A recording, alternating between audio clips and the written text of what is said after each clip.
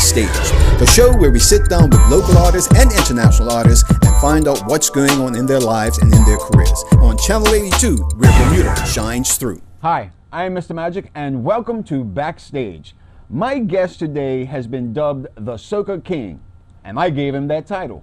I want to welcome to Backstage Mr. Rowdy Piper. How are you, my brother? I'm blessed. Well, thank you very much for being here. You have actually been around a long time in the music industry here in Bermuda.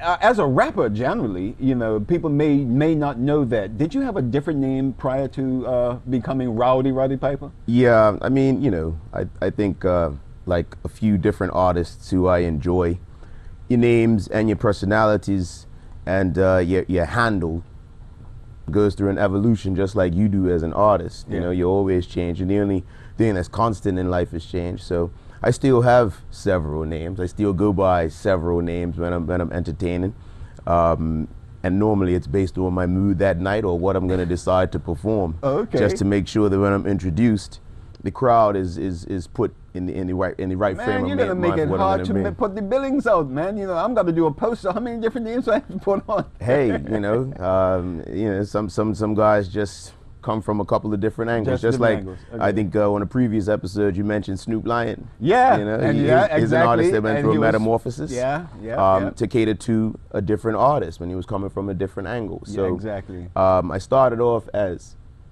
chubby when I was about 10, because you know that was my general look back then, and you know, I thought I was a chubby kid and tried to come with something cute because I was cute. I got a little bit older and came under some management. You know, I went by Chubby the Riddler. Then I went by Riddler. I've also used Dirk Diggler. I've used, you know, Corporal Punishment. It comes from a couple of different angles. And then from the soca handle, I came with Rowdy Piper. When I do soca and dancehall, I think that that's a better representation of what I'm going to present. When I'm MCing, when I'm doing the hip hop thing, I try to be more cerebral. So that's where Riddler and his alter ego Enigma kick in. Ed because trust me, your name was mentioned. I actually introduced a very good friend of yours, interviewed rather, a very good friend of yours in season 2, which is Gavin from Chewstick. Yeah, Sanjata. And yes, and your name, the Riddler, came up, you know, in that conversation. And I didn't ask him on camera, but I asked him afterwards. I'm like, who's this guy Riddler? And he says, Rowdy Piper. I'm like, oh. It's a common question, and I don't know if I thrive with that ambiguity, or maybe it's probably works to my service or disservice. But a lot of people do ask that question: who's this guy Rowdy Piper? Who's this guy Riddler? Yeah. And I don't take any offense to that. It just drives me to keep pushing hard. And after people see me perform, they know who I am. No doubt about it. Saw you perform couple of weeks ago on Front Street when they had the soca show. Yes, Bermuda Heroes Weekend. Yeah, Bermuda Heroes Weekend. Yeah, we had a blast. That was Rowdy Piper that night. Yes, it was. Yes, it was. And I must say, your stage presence, you captivated the audience, because in general, and I'm going to speak on the terms that it is what it is. Bermudian artists get such a bad rap sometimes for not really having a stage presence and not really performing. You know, they're going to come up there, they're going to grab the mic, and then they're going to stand in one spot and they're going to sing. I'm not saying they sound terrible. They sound great, you know, and they're singing the vocals and all that there. But you entertained. You moved about the stage. Your stage presence was there. And this is my opinion, you know, on what I saw. And those that are around me that were impressed by your performance. That energy, I mean, you carry that through life every day? I mean, not just on stage? Is that you? My teachers probably would have said that I was a little bit outspoken in class. I guess I'm sort of an extrovert. Okay. I still have some introverted ways as well, but you know, it's what I love to do. I love to perform, and I hope that shows when I'm on stage. I'm very happy. Definitely. You know, I feel like I'm in my element when I'm on stage.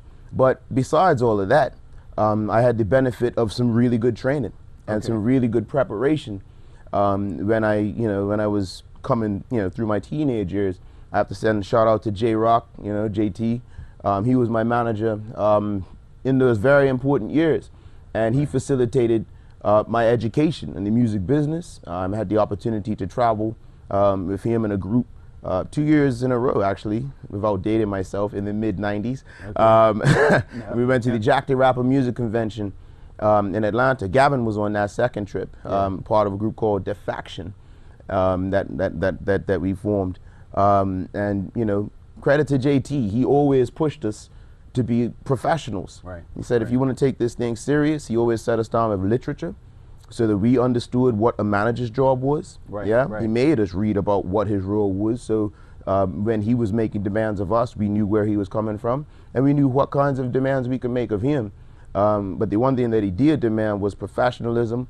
And for a time, we were drilling. I remember on a Friday evening, it would be, you know, studio, and it was always start time, no finish time. Right. Yeah, don't plan anything when it's a studio session. Understood. Because we're locking in, and we're going to be about the business until the business is done.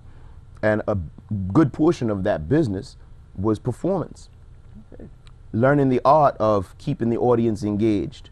Learning the art of holding a microphone so that you can keep an engineer's job easy. Right. You know, when you, especially in hip hop, and especially in the era when I was trying to apply that trade, there weren't a lot of hip hop artists in Bermuda. So you had to do the extra to get that kind of respect from a crowd in Bermuda, because, you know, what they were more accustomed to was a Bermudian doing reggae tracks, or, you know, or dancehall artists. That is true. You know, shout outs to those that came before me in that lane too. You know, huge, you know, great energetic artists. You know, Junior C immediately comes to mind. Corvin, all of those guys basically, you know, blaze the trail in that regard as well, showing that energetic performance. So you say about them blazing the trail. Do you feel you're a trailblazer now? I hope that I can be considered a trailblazer, but even if not, I mean, I'm just about showing and proving. Yeah. So whether or not that's recognized, you know, by anybody else, my goal when I get on stage is first and foremost to, you know, to do what I believe I was created to do in some ways. You know what I mean?